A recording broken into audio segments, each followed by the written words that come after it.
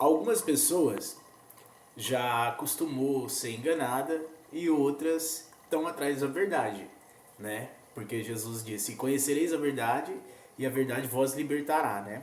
Lá em Mateus, capítulo 24, lá no verso 32, vai dizer assim: "Agora aprendei uma parábola da figueira. Quando o seu ramo já estiver se tornado tenro e brotarem folhas, sabei que o verão está próximo." As pessoas já acostumaram interpolar isso aqui com Israel. Só que o contexto impede de Israel ser essa figueira. Porque olha o que está escrito no contexto, no verso 33. Igualmente, quando vide todas essas coisas, sabei que ele está às portas, que ele está próximo às portas. Agora eu te pergunto, qual é todas essas coisas? Quando você vê todas essas coisas, sabei que ele está às portas. E para você saber qual são todas essas coisas, exige uma necessidade de você ler o versículo 1 de Mateus 24 para você poder entender que todas essas coisas que ele está dizendo. E eu quero fazer a leitura com você agora. Então, para você entender quais são todas aquelas coisas que deveria acontecer, e aí iria saber que ele estava às portas, né? Então você precisa fazer a leitura do versículo 1, 2, 3, 4, 5, para você poder contestar, entender o texto e o contexto. Vamos fazer a leitura? E Jesus saindo, partiu do templo, ele saiu do templo, faz tempo. Partiu do templo e aproximaram-se dele os seus discípulos e lhe mostraram os edifícios do templo. Versículo 2. Mas Jesus lhe disse: não vede todas essas coisas? Na verdade, eu vos digo, não vede todas essas coisas? Não vede todas essas coisas? Vocês não estão vendo todas essas coisas? Na verdade, quais são todas as coisas? Não vede todas essas coisas? Na verdade, eu vos digo que não ficará aqui uma pedra sobre outra que não seja derrubado. Então eu peço para você que comece a prestar muita atenção a partir de agora, porque lá no versículo 3 vai passar mais informações para mim e para você.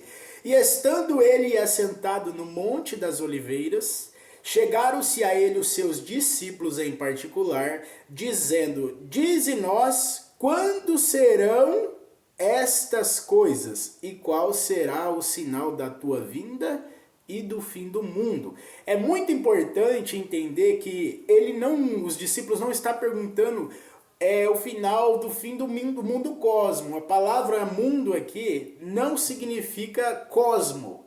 Ela está no grego como aion. Então é o fim de uma geração, o fim de uma era, o fim de um tempo. Não é o fim do mundo. Qualquer estudante que sabe um pouco do grego vai ver que a palavra aqui não é cosmo no grego, é aion. Então é importante que os discípulos estão fazendo uma pergunta para Jesus: quando que aquele templo de Jerusalém ia cair? Quando que ele seria destruído? Quando que tudo aquilo ali acabaria? Conforme Jesus falou no verso 1, 2. Opa, caiu aqui, mas ainda vai continuar. Então vamos lá de novo, ó. Vamos fazer a leitura lá do verso 32 de novo, para você aprender a parábola da figueira. Então vamos lá. Agora, aprendei uma parábola da figueira. Quando o seu ramo já estiver se tornando tenro e brotarem folhas, sabei que o verão está próximo. Aí no verso 33 ele dá a chave para mim. Igualmente. Ele não está falando exatamente da figueira, ele não está falando de Israel, mas ele está trazendo a parábola da figueira para poder ilustrar aquilo que ele quer dizer. Preste atenção, no versículo 33 ele diz assim: igualmente. Igualmente o quê? Quando ver todas essas coisas, sabei que ele está próximo às portas. Quais são todas essas coisas? Aquilo que os discípulos chegam em particular no versículo 3 e pergunta quando é que vai acontecer essas coisas. Aí ele começa a falar uma lista de coisas.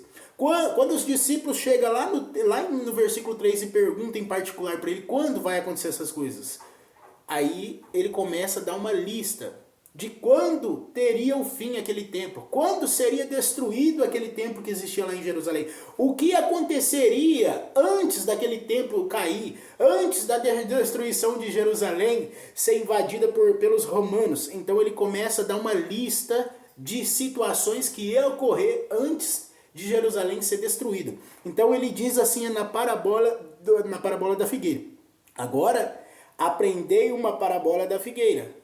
Quando o seu ramo já estiver se tornado tenro e brotarem as folhas, sabei que o verão está próximo. Então ele usa isso como ilustração. Aí para você entender isso aqui, você tem que ler o versículo 33. Aí ele diz: igualmente, assim como vocês conhecem a parábola da figueira, quando o seu ramo tiver tornado tenro e brotar em folhas, sabei que o verão está próximo. Aí ele usa no versículo 33 assim: igualmente, igualzinho a parábola da figueira, igualzinho uma figueira quando está brotando.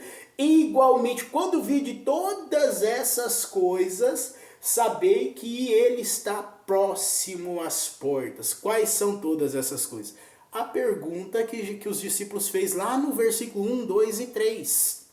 Quando que vai ser destruído esse templo? Quando que isso vai acabar? Quando que essa era nossa vai terminar? Agora, tem outra coisa surpreendente aqui. Porque no versículo 34, aí Jesus vai confirmar.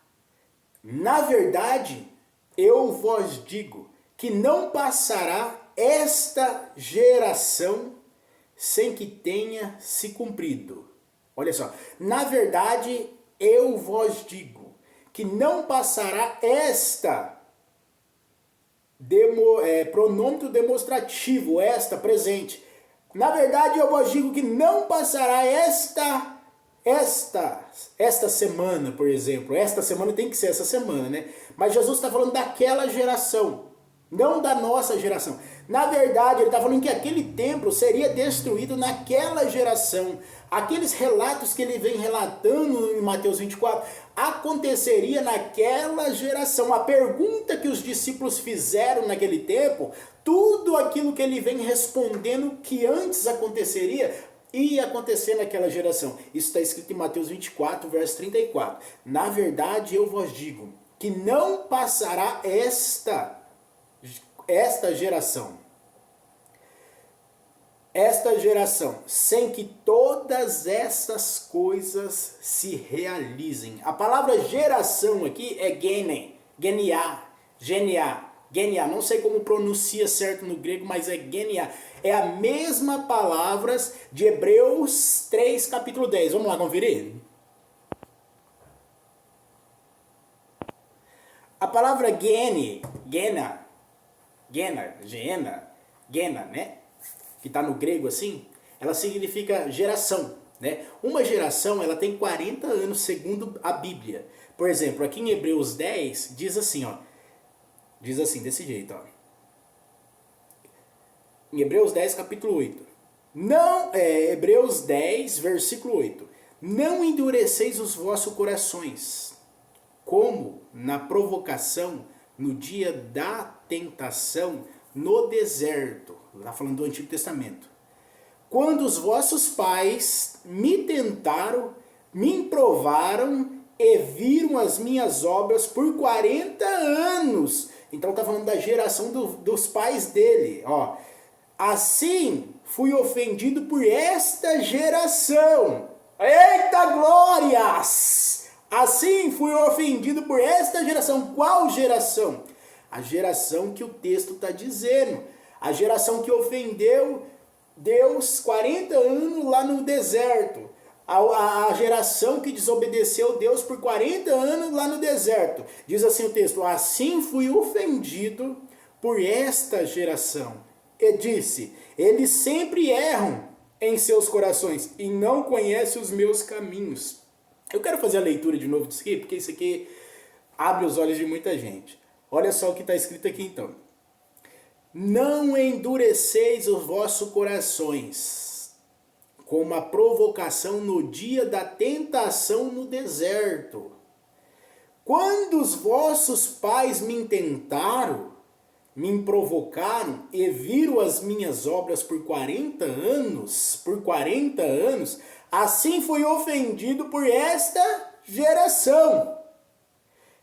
Geração aqui, aquela geração que ofendeu Jesus, que ofendeu Deus no deserto, a palavra aqui é também Gena, né? A mesma palavra usada em Mateus 24. Então eu quero dizer para você, meu querido irmão, é necessário fazer um estudo profundo para não ser enganado. É necessário buscar as origens, porque senão você fica citando texto e não sabe nem o que significa o que você está falando.